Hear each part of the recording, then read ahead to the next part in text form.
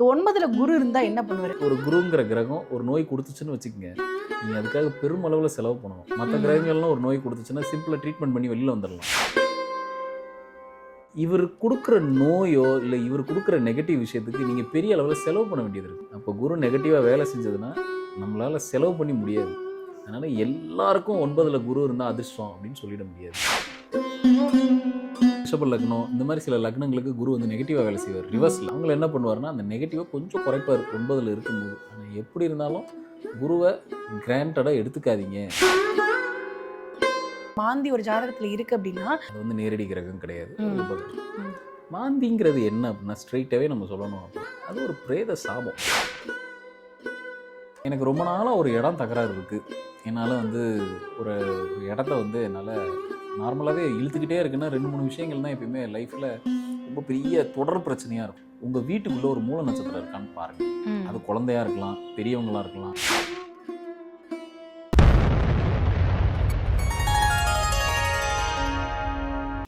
Sri மகாஸ் infinity நேயர்களுக்கு நர்மதாவின் அன்பான வணக்கம். நம்மளுடைய சேனல்ல தொடர்ந்து பல்வேறு விதமான ஆன்மீக தகவல்கள் பார்த்துட்டு இருக்கோம். அந்த வகையில் இன்னைக்கு நம்ம பார்க்க போற இந்த ஒரு பதிவில் நேயர்கள் கேட்டிருக்கக்கூடிய பல்வேறு விதமான கேள்விகளுக்கு தெளிவான பதில் கொடுக்கறதுக்காக நம்ம கூட இன்னைக்கு பிரசன்ன ஜோதிடர் அஸ்ட்ரோநியூமராலஜிஸ்ட் டாக்டர் மகாஸ் ராஜா அவர்கள் அணிஞ்சிருக்கிறாங்க. வணக்கம் சார். வணக்கம்மா. சரி, இப்போ வந்து 9ல குருன்னு சொல்லுவாங்க சார்.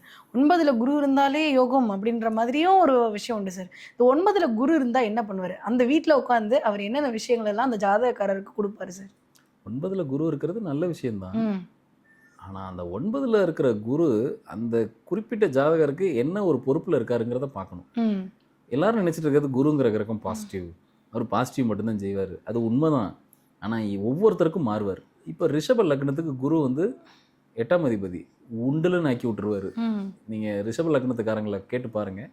குரு தசையில ஒரு ஆட்டாட்டாம அந்த அந்த அவங்களோட லைஃபோட ஆதாரத்தை அசைச்சு பார்க்காம போக மாட்டார். ம். சனியை கூட நம்பிடலாம் நீங்க. சனிங்கிற கிரகத்தை கூட நம்பிடலாம். குருங்கிற கிரகம் கொடுக்குற அந்த கிக் பேக்ஸ், அவர் ஒரு சைலண்ட் கில்லர் மாதிரி. அவர் கொடுக்குறத நீங்கள் எதிர்பார்க்கவே முடியாது. இல்லை அதை வந்து நீங்கள் அதை சமாளிக்கிறதுக்குள்ளே போதும் போதும் ஆகும் அவர் கொடுக்குற நெகட்டிவ் விஷயத்த. ஏன்னா இவர் கொடுக்குற நோயோ, இல்லை இவர் கொடுக்குற நெகட்டிவ் விஷயத்துக்கு நீங்கள் பெரிய அளவில் செலவு பண்ண வேண்டியது இருக்கும். ம். ஒரு குருங்கிற கிரகம் ஒரு நோய் கொடுத்துச்சுன்னு வச்சுக்கோங்க, நீங்கள் அதுக்காக பெருமளவில் செலவு பண்ணணும். மற்ற ம். கிரகங்கள்லாம் ஒரு நோய் கொடுத்துச்சுன்னா சிம்பிளாக ட்ரீட்மெண்ட் பண்ணி வெளியில் வந்துடலாம். குரு ஒரு பிரச்சனையை கொடுத்துச்சுன்னா உங்களோட செலவு அதிகமாகும். ம். அப்போ குரு நெகட்டிவாக வேலை செஞ்சதுன்னா நம்மளால் செலவு பண்ணி முடியாது. அதனால் எல்லாருக்கும் 9ல குரு இருந்தால் அதிர்ஷ்டம் அப்படின்னு சொல்லிட முடியாது. அந்த குரு என்ன மாதிரியான ஒரு ஸ்டேட்டஸில் இருக்காருன்னு பாருங்கள் அந்த குறிப்பிட்ட ஜாதகருக்கு. சரி, பொதுவாக 9ல குரு உட்காந்தாருன்னா லக்னத்தை பார்ப்பார். ம். அது ஒரு பாசிட்டிவான விஷயம். இது என்ன பண்ணும் அப்படின்னா, அவரை எப்படியாவது ஏதாவது ஒரு பிரச்சனையில் மாட்டிட்டாருன்னா கூட அவரை முன்னேற்றி விடுறதுலேயே அது ஒரு குறியாக இருக்கும். ஸோ அதனால தான் 9ல குரு இருக்கிறது நல்லது. எப்படியாவது தப்பிக்க வச்சிருவார். என்னென்னா அவர் ஒரு நல்ல அந்த அந்த குறிப்பிட்ட ஜாதகருக்கு அவர் ஒரு நல்ல பொறுப்பில் இருக்கார் அப்படின்னா அந்த குரு அவருக்கு ஹெல்ப் பண்ணுவார். மற்ற வேற ஒரு ஆப்போசிட் இப்போ நான் சொன்ன மாதிரி ரிஷப லக்னம் இந்த மாதிரி சில லக்னங்களுக்கு குரு வந்து நெகட்டிவாக வேலை செய்வார் ரிவர்ஸில். அவங்கள என்ன பண்ணுவார்னா அந்த நெகட்டிவாக கொஞ்சம் குறைப்பார் 9ல் இருக்கும்போது. ஆனால் எப்படி இருந்தாலும் குருவை கிராண்டடாக எடுத்துக்காதீங்க. நீங்கள் உங்களோட கிராண்ட்டுக்கு எடுத்துக்காதீங்க. அவரும் செய்ய வேண்டிய தன்னோட டியூட்டியை கண்டிப்பாக செஞ்சே தீர்வார். ஆனால் மற்ற பாவகிரகங்கள் கொடுக்குற தண்டனையோட குரு கொடுக்குறது கொஞ்சம் கம்மியாக இருக்கும். அதுதான் வித்தியாசம். Okay sir. சார், அதே மாதிரி வந்து ஜாதகத்துல வந்து மாந்தி அப்படின்ற ஒரு விஷயம் சொல்லுவாங்க சார். மாந்தி அப்படின்றத வந்து ஒருத்தவங்களும் ஒரு ஒப்பீனியன்ல சொல்றாங்க. உங்களுடைய பார்வையில மாந்தி ஒரு ஜாதகத்துல இருக்கு அப்படின்னா அது என்ன மாதிரியான பலன்களை கொடுக்கும் சார் அந்த ஜாதகக்காரருக்கு? அது ஒரு உபகிரகம். ம். அது வந்து நேரடி கிரகம் கிடையாது. ஒரு உபகிரகம். ம். மாந்திங்கிறது என்ன அப்படின்னா ஸ்ட்ரெயிட்டாகவே நம்ம சொல்லணும் அப்படின்னா அது ஒரு பிரேத சாபம். ம். இது வந்து எல்லாரோட ஹாரோஸ்கோப்லேயும் இருக்கும். ம். மாந்தி தனிச்சு இருக்குன்னா அதை பார்த்து பெருசாக பயப்படாதீங்க. முதல்ல என்னோட ஜாதகத்தில் மாந்தி தனிச்சு இருக்குது சார். தனிச்சுன்னா என்ன, ஒரு ஜாதக கட்டத்தில் மாந்தி மட்டும் இருக்குது அப்படின்னா அதை பற்றி பெருசாக கவலைப்படாதீங்க. நீங்கள் விட்டுட்டு அடுத்த வேலையை பார்க்கலாம். ஆனால் மாந்தி ஒரு கிரகத்தோடு சேர்ந்துருக்குன்னா நிச்சயமாக அந்த எந்த கிரகத்தோடு சேர்ந்துருக்கோ அந்த காரகத்துவத்தை அசைச்சு பார்க்காம விடாது. ம். நிறைய ஜாதகத்தில் மாந்தி தோஷம்னு இருக்கும். மாந்தி தோஷம் பண்ணுற ஒரு இடத்துல உட்காந்துருக்கும். முதல்ல எதை பார்த்தும் ஜாதகத்தில் இருக்கிற எந்த ஒரு ஆஸ்பெக்டை பார்த்து முதல்ல பயப்படாதீங்க. ஐயோ இப்படி நடந்துருச்சா அப்படின்ட்டு. அதுக்கு என்ன ரிலீஸிங் என்ன பண்ணலாம், அதுலேருந்து எப்படி நம்மளை எப்படி நம்ம தற்காப்பு பண்ணிக்கலாம், எப்படி ரிலீஸ் பண்ணிக்கலாம். ஒரு கிரகத்துக்கிட்ட சரண்டர் ஆகும்போது உங்களை போனால் போதுன்னு விட்டுரும். இப்போது யாரோ ஒருத்தர் வந்து நம்மளை தாக்க வராங்கன்னா நம்ம அந்த இடத்துல ஒரு வெள்ளக்கூடிய பறக்க விட்டுட்டோம்னா போனால் போதுன்னு விட்டுட்டு போயிடுவாங்க. அதே கான்செப்ட் தான் கிரகத்துக்கிட்டேயும். ஸோ மாந்தியோட கான்செப்ட் இதுதான். அது தனிச்சு இருக்கும் போது எந்த விதமான கவலையும் இல்லை. இன்னொரு கிரகத்தோட சேர்ந்து இருக்கும்போது அந்த கிரகத்தோட இப்போ சப்போஸ் செவ்வாயோட மாந்தி சேர்ந்துருக்குன்னா அந்த குறிப்பிட்ட ஜாதகருக்கு அவரோட அண்ணன் தம்பிக்கு பெரிய தோஷத்தை கொடுக்கும். இல்லை அவங்க வழியில் வர்ற அந்த அண்ணன் தம்பி உறவை சேரவே விடாது, மைத்துனர் உறவையும் சேர விடாது, அதை சேர விடாமல் பார்த்துக்கும். அதே மாந்தி உங்களுக்கு பிளஸ் பண்ணிருச்சு அப்படின்னா அது வேற மாதிரி ஒரு பணத்தை கொண்டு வந்து கையில் கொடுத்துட்டு போயிடும், இல்லை வேற மாதிரி ஒரு வாழ்க்கை வசதியை கொண்டு வந்து கையில் கொடுத்துட்டு போயிடும். அப்போ மாந்தி எப்பயுமே தனிச்சு இருக்கிறது நல்லது, யாராக இருந்தாலும் சரி. அது ஒரு கிரகத்தோடு சேர்ந்து இருக்கும் போது கொஞ்சம் கேர்ஃபுல்லாக இருக்கணும். Okay sir. அதே மாதிரி சார் இந்த ஒரு பழமொழியும் நீங்கள் கேட்டிருக்கலாம் சார், நிறைய பேர் கேட்டிருப்பாங்க. ஆண் மூலம் அரசாலும் பெண் மூலம் நிர்மூலம் அப்படின்ற மாதிரியான ஒரு வார்த்தையை சொல்லுவாங்க சார். ஏன்னா மூலம் நட்சத்திரத்தில் பெண்களுக்கு மட்டும்தான் பாதிப்பு, ஆண்களுக்கு டாப்பாக இருக்கும் அப்படின்ற மாதிரி சொல்கிறாங்க. உண்மையிலேயே மூல நட்சத்திரன்றது பெண்களுக்கு மட்டும்தான் பாதிப்பை ஏற்படுத்துமா, இல்லை மூல நட்சத்திரன்றது முதல்ல பாதிப்பை ஏற்படுத்துமா? உலகத்திலே முதல்ல தோன்றின நட்சத்திரம் எதுனா மூல நட்சத்திரம் தான். அதுக்கப்புறம் தான் மற்ற 26 நட்சத்திரமும் தோன்றுனதா சொல்கிறாங்க. ஏன் இந்த 27 நட்சத்திரம் தான்? இந்த 27 நட்சத்திரம் தான் மனித வாழ்க்கையோட சேர்ந்து வருது, இல்லை ஒட்டி வருது. அது ஆண் மூலம் அரசாலும் இல்லை, ஆணி மூலம் அரசாலும்னு ஒரு பழமொழி. ஆணி மாதத்தில், தமிழ் மாதத்தில் ஆணி மாதத்தில் வரக்கூடிய மூல நட்சத்திரம் அரசாலும். அது அரசுக்கு மாத்திட்டாங்களே சார், காலத்துக்கு ஏற்ற மாதிரி மருவி வந்ததுனால அது ஆண் மூலம்னு மாற்றிட்டாங்க. அதே மாதிரி அது பெண் மூலம் இல்லை, பின் மூலம். அதாவது முதல் 2 பாதங்கள் எப்பவுமே மூல நட்சத்திரத்தில் கொஞ்சம் சேஃபு, 1ஆம் பாதமும் 2ஆம் பாதமும் சேஃபு. பின் மூலம்னா பின்னாடி, அதாவது 3ஆம் பாதமும் மூல நட்சத்திரம் 3ஆம் பாதம் 4ஆம் பாதம் இந்த 1-2 பண்ண சாதனையை விட 3 நாள் கொஞ்சம் குறைவாக பண்ணும். அதனால தான் அது நிர்மூலம்னு சொல்கிறாங்க. பின் மூலம் நிர்மூலம். அதனால அது ஆண் மூலம் பெண் மூலம் கிடையாது. இதுல வேற மூல நட்சத்திரத்துல இருக்கவங்களுக்கு பொண்ணு தர மாட்டாங்க, மாமியாருக்கு ஏதாவது ஆயிடும், மாமனாருக்கு ஏதாவது ஆயிடும், அந்த மாதிரி நிறைய விஷயங்கள் சொல்லியே நிறைய பேர் கல்யாணம் 30-35 வயசானதுக்கு பிறகும் நடக்காம இருக்கிறதுக்கு மெயினான ரீசன் சொல்றது நிறைய பேர் இதுதான் சார். ரொம்ப சிம்பிளா பார்ப்போம். மூல நட்சத்திரத்துல அந்த நட்சத்திரத்துல பிறந்திருக்கவங்களுக்கு நிச்சயமா அறிவு கூர்மை கொஞ்சம் அதிகமா இருக்கும். அது வீட்டில் இருக்கிற ஒரு பெரியவங்கள்ட்ட அதை எடுத்து சொல்லும் போது இல்லை பேசும்போது கிளாஷ் வர்றதுக்கு வாய்ப்பு இருக்கு. இது அந்த காலம். இன்னைக்கு வந்து பசங்களுக்கான காலம். இன்னைக்கு இவ்வளோ வைட் நாலேஜில் எல்லாரும் பேசி தான் ஆகணும், வீட்டில் உட்காந்து பேசி தான் ஒரு இது. அப்போது ஒரு பெண்ணையோ ஒரு ஆணையோ கல்யாணம் பண்ணி கொடுக்கும்போது அந்த இடத்துல ஏதாவது பிரச்சனை வந்துட போகுதுங்கிறக்காக தான் இப்படி எல்லாம் சில இதெல்லாம் சொல்லி வச்சுட்டு போயிருக்காங்க. ரெண்டாவது இதெல்லாம் வந்து ஒரு பொய்யான ஃபேக்ட் தான். அப்படிலாம் மூல நட்சத்திரத்தை கல்யாணம் பண்ணிட்டா மாமனார் அடிச்சிரும், மாமியார் அப்படிலாம் ஒன்றும் கிடையாது. அப்படிலாம் பண்ணால் அப்புறம் உலகத்தில் யாருக்குமே கல்யாணம் ஆகாது. இது ஒரு சூப்பரான ஒரு நட்சத்திரம் மூல நட்சத்திரம். நீங்கள் ஒன்றும் இல்லை, எனக்கு ரொம்ப நாளாக ஒரு இடம் தகராறு இருக்குது.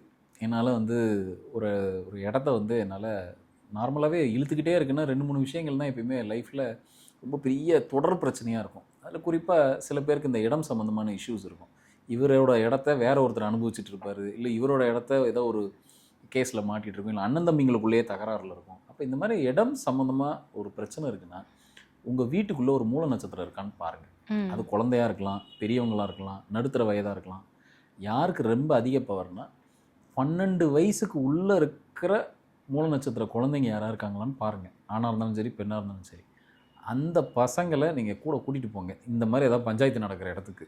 குறிப்பாக உங்களோட இடம் சம்மந்தப்பட்ட அவங்கள சும்மா பக்கத்தில் நிப்பாட்டிக்கிங்க. அவங்கள நீங்கள் ஒன்றும் பக்கத்தில் நிப்பாட்டிக்கிங்க, அந்த மூல நட்சத்திரத்தில் இருக்க பசங்களை. நீங்கள் அப்புறம் பாருங்கள், அந்த பிரச்சனை ஒரே நல்ல தீர்வுக்கு வந்துடும். இடம் பிரச்சனை முடிஞ்சிடும். அது எத்தனை வருஷம் வேணாலும் போய் வந்தாலும் கூட அது என்ன வேணாலும் இருக்கட்டுமே, ஒரு சுமூகமான ஒரு தீர்வுக்கு வந்துடும். அப்போது ஒரு நட்சத்திரத்துக்கு ஒரு ப்ளஸ் கண்டிப்பாக இருக்கும், பெரிய லெவலில் ப்ளஸ் இருக்கும். ஒரு சின்ன மைனஸ் இருக்கு இல்லையா, அதைத்தான் நம்ம எடுத்து பெருசாக பேசிகிட்டு இருக்கோம். இவங்க வந்துட்டதுனால இப்படி ஆயிடுது அப்படிலாம் இல்லை. ஒரு நட்சத்திரத்தை நீங்கள் எப்படி இயக்குறீங்க, இதெல்லாம் உண்மையா அப்படின்னா ப்ராக்டிக்கலாக செஞ்சு பாருங்கள். நீங்கள் இப்படியெல்லாம் செஞ்சு பாருங்கள். உங்கள் வீட்டுக்குள்ளேயே அந்த மாதிரி இருக்காங்களா, அவங்கள வச்சு ஒரு இடம் பிரச்சனையை ஈஸியாக தீர்க்கலாம். ஸோ இனிமேல் இந்த பிரச்சனையில் நான் ரொம்ப தவிச்சிக்கிட்டு இருக்கேன், எனக்கு இதுக்கு தீர்வே கிடைக்கல அப்படின்னா இதுதான் சொல்யூஷன். ஓகே, எப்பேற்பட்ட பிரச்சனையாக இருந்தாலும் முடிவு பண்ணுறோம். சரிங்க சார். இப்போ வந்து இடம் சார்ந்த பிரச்சனைக்கு இப்படி ஒரு சொல்யூஷன் கொடுத்துருக்கீங்க சார். இடம் அல்லாது வேறு ஏதோ பிரச்சனைகள் நீண்ட காலமாக வந்து ஒரு பிரச்சனை போய்கிட்டே இருக்குது, அந்த பிரச்சனையை வந்து ரொம்ப மன உளைச்சல் ஆக்கிட்டு இருக்கு அப்படின்ற ஒரு ஸ்டேஜில் இருக்கிறவங்களுக்கு எந்த விஷயங்கள் பண்ணால் அந்த விஷயத்துலேருந்து அவங்க வந்து ஈஸியாக வெளியில் வர்றதுக்கு ஒரு வாய்ப்பு உண்டு சார்? அடுத்த நீண்ட கால பிரச்சனைங்கிறது ஒரு கோர்ட் கேஸ், ஒரு வழக்கு. நான் 10 வருஷமாக போராடிட்டு இருக்கேன், 15 வருஷமாக போராடிட்டு இருக்கேன், நீண்ட நெடிய போயிட்டே இருக்காது, பட் நிறைய செலவு பண்ணிட்டேன், இப்படி வருத்தப்படுறவங்க நிறைய பேர் இருக்காங்க. இன்னொன்று, சில பேர் நிறைய பஞ்சாயத்து ஃபேஸ் பண்ணுவாங்க. இவங்க மேலே நிறைய ஏதாவது புகார் கொடுப்பாங்க, பேச வேண்டியது வரும். இந்த மாதிரிலாம் நிறையா இருக்குது. இவங்க சும்மா இருந்தாலும் எதிர்த்தரப்பில் சும்மா இருக்கும். அந்த மாதிரிலாம் நிறைய நான் ஃபேஸ் பண்ணுறேன். ஊர் பஞ்சாயத்தை நான் நிறைய ஃபேஸ் பண்ணுறேன். இப்படிலாம் இருக்குன்னா கூட நீங்கள் யாரை கூட்டிகிட்டு போகலாம் அப்படின்னா சகுனி கர்ணத்தில் பிறந்தவங்களும் நீங்கள் கூட கூட்டிகிட்டு போங்க. இல்லை எங்கள் வீட்லேயே அப்படி ஒரு நபர் இருக்காருன்னா கூட கூட்டிகிட்டு போங்க. அவரை விட்டு பேச விடுங்க. அந்த பஞ்சாயத்து ஒரு முடிவுக்கு வந்துடும். ரொம்ப நாளாக கோர்ட் கேஸில் இழுத்துட்டு இருக்க விஷயம் கூட கோர்ட்டுக்கு வெளியில் உட்காந்து பேசினா சில விஷயம் சுமூகமாக தீர்வுக்கு வந்துடும். அப்படி அந்த தீர்வுக்கு கொண்டுட்டு வரணும்னு நீங்கள் நினச்சிங்கன்னா சகுனி கர்ணத்தில் பிறந்த ஒரு நபரை கூட கூட்டிகிட்டு போங்க. ஆனால் அந்த பிரச்சனை அந்த பஞ்சாயத்து முடிஞ்சோடனே திரும்பி பார்க்காம அவரை திருப்பி கூட்டிகிட்டு வந்துடுங்க. சகுனி கர்ணத்தில் பிறந்தவங்களுக்கு எப்பயுமே ஒரு பிரச்சனையை முடிச்சு வைக்கவும் தெரியும், சும்மா இருக்கிறத ஆரம்பிச்சோடும் தெரியும். மகாபாரதத்தில் ஆரம்பிச்ச மாதிரி. அது பேர் தான், அதனால தான் சகுனின்னு பேர் வச்சுருக்காங்க. அதனால் இப்படி இங்கே பாருங்கள், கிரகங்கள்லாம் நமக்கு என்னென்னா ஒரு சில அடப்பும் கொடுக்குது, இந்த இடத்த அடைச்சி வச்சிருது, இது உனக்கு கிடையாது அப்படின்னு. சில தப்பிக்கிறதுக்கு வழிமுறையும் கொடுக்குது. இதை நம்ம தெரிஞ்சுக்கிட்டு இயக்கும் போது எப்பேற்பட்ட விஷயத்தையும் உடைச்சிட்டு வெளியில் வந்துடலாம். ஸோ ரொம்ப நாளாக நீண்ட காலமாக எனக்கு இப்படி ஒரு பிரச்சனை போயிட்டுருக்கு அப்படின்னா இது மாதிரி நம்மளை சுற்றி இருக்கிற ஆட்களை வச்சு, கரணங்களை வச்சு, நட்சத்திரத்தை வச்சு, திதியை வச்சு, இப்படி வச்சே இயக்கிக்கலாம். ஸோ சகுனி கரணத்தில் இருக்கிறவங்களுக்கு வீட்லேயே இருக்காங்க அப்படின்னா தாராளமாக கூட்டிகிட்டு போகலாம். இல்லை உங்களுக்கு தெரிஞ்ச நண்பர்கள் இருந்தால் கூட கரணம் சகுனி கரணமாக இருந்தாங்கன்னா அவங்கள கூட கூட்டிகிட்டு போய் பாருங்கள். ஒரு பஞ்சாயத்து ஈஸியாக முடிவுக்கு வந்துடும். ஒரு சண்டை சச்சரவு என்னவாக இருந்தாலும் சரி, எங்களால் உள்ள கோர்ட்டில் போய் எங்களால் முடிவு பண்ண முடியலன்னா வெளியில் உட்காந்து நீங்கள் பேசி ஒரு சுமூகமாக ஒரு தீர்வு கொண்டு வரீங்கன்னா இவங்களை கூட்டிகிட்டு போங்க. நிச்சயமாக பெரிய கரணம். ஓகே, சகுனி கரணத்தில் இருக்கிறவங்களை வந்து கூட்டிகிட்டு போனால் பிரச்சனை வந்து சால்வ் ஆகும்னு சொல்கிறீங்க சார். ஒரு அட்வொகேட்டே வந்து சகுனி கரணத்தில் இருக்கிறாரு அப்படின்னா அவரை கூட்டிகிட்டு போனால் அந்த பிரச்சனை உடனடியாக சால்வ் ஆகிடுமா சார்? பெரிய லெவலில் அட்வொகேட்டில் ஜெயித்தவங்க எல்லாரும் பாருங்கள், அட்வொகேசி அந்த தொழிலில் ஜெயித்தவங்க பாருங்கள், ஏதோ ஒரு வகையில் அவங்க ஒன்று சகுனி கரணமாக இருப்பாங்க, இல்லை அவங்க வீட்டுக்குள்ளே ஒரு சகுனி கரணம் இருக்கும். பெரிய லெவலில் ஜெயிச்சு அந்த காம்பினேஷன் இருந்தால் தான் அட்வொகேட்டாகவே ஆக முடியும். அவங்களால 2 விஷயமா பண்ண முடியும். அட்வொகேட் ஆகிறதுக்கு நிறைய காம்பினேஷன்ஸ் இருக்குது. ஒரு சனி கேது காம்பினேஷன் தான் மிகப்பெரிய அட்வொகேட்டாக வரலாம். ஆனால் இந்த கர்ணம் இருக்கிறவங்களுக்கு அவங்களுக்கு ஒரு பிரச்சனை தீர்க்கவும் தெரியும், ஒரு பிரச்சனை உருவாக்கவும் தெரியும். ஸோ இவங்களுக்கு தான் அந்த அந்த வாக்குவாதம் பண்ணுறது, அந்த தொழிலை அழகாக ஹேண்டில் பண்ணுறது. ஒவ்வொரு தொழிலுக்கும் ஒரு அழகு இருக்குது, அந்த நேர்த்தி இருக்குது. இந்த கர்ணத்தில் இருக்கிறவங்களுக்கு அது ரொம்ப இயல்பாக வரும். அது அவங்க பிளட்டில் அப்படியே ஊறி இருக்கும். அது அவங்களுக்கு ரொம்ப இயல்பாக வரும். ஸோ சகுனி இது இப்படி. ஸோ ஒருவேளை அதில் அட்வொகேட்டே இருக்காங்க அப்படின்னா உங்கள் அட்வொகேட் என்ன கர்ணன்றதை கேட்டுக்குங்க. அதில் தான் இருக்காருன்னா நீங்கள் தைரியமாக அவரை நம்பி கேஸ் கொடுக்கலாம். உங்கள் பக்கம் அதை எப்படியாவது பேசி கீசி. நேர்கள் கேட்ட கேள்வியில் வந்து நான் கேட்கணும்னு நினச்ச எல்லா கேள்விகளுக்கும் ரொம்ப தெளிவான பதில் கொடுத்தீங்க சார். கண்டிப்பாக பார்த்துட்டு இருக்கக்கூடிய நேர்களுக்கு ரொம்ப யூஸ்ஃபுல்லாக இருக்கும் நம்புகிறோம். ரொம்ப நன்றி சார். நன்றிம்மா.